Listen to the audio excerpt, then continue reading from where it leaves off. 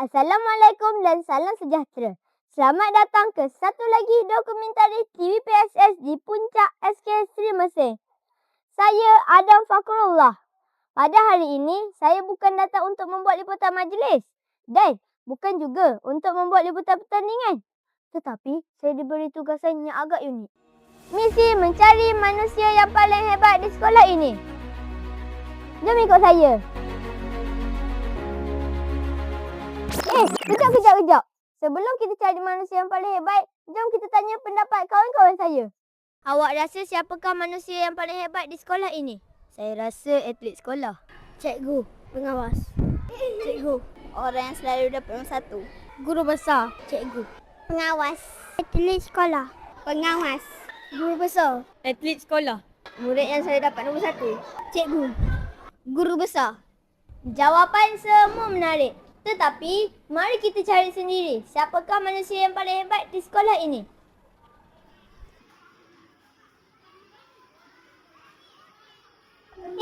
Beratnya beg dia. Nak tolong lah.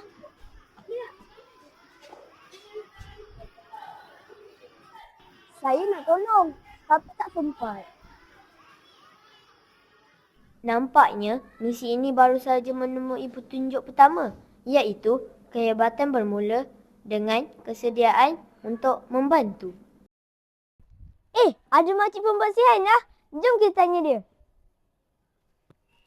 Assalamualaikum makcik. Boleh saya tanya? Boleh. Waalaikumsalam. Nak tanya apa adik sayang? Siapakah manusia yang paling hebat di sekolah ini? Semua hebat. Semua? Semua ya. Guru-guru, adik-adik, rakan-rakan awak. Thank you makcik. Salam. Waalaikumsalam. Perasan tak tadi? Mereka memberi salam tanda hormat. Nampak kecil, tetapi itulah tanda perhargaan yang paling bermakna. Kita cari satu lagi.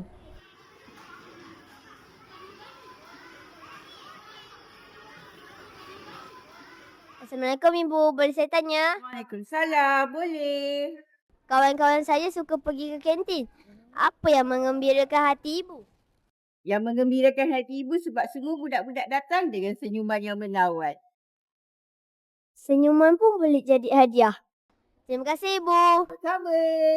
Senyuman itu mungkin kecil, tetapi maknanya cukup besar. Kerana setiap senyuman ialah tanda kita menghargai insan di hadapan kita. Sepanjang saya berjalan hari ini, saya mula faham sesuatu. Kehebatan sesebuah masyarakat bukan hanya terletak pada kejayaannya, tetapi pada nilai yang diamalkan setiap hari.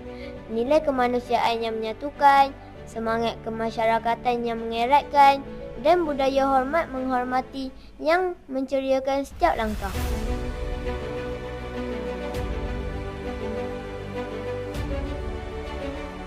Pada mulanya, saya ingat orang yang ada jawatan, orang yang banyak pencapaian ialah orang yang hebat.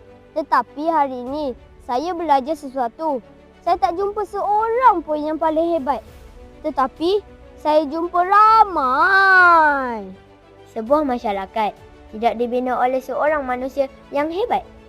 Masyarakat yang hebat dibina oleh mereka yang membantu tanpa diminta, mereka yang menghormati tanpa mengira siapa, mereka yang berkongsi tanpa mengharap balasan, mereka yang menghulurkan tangan ketika orang lain memerlukan.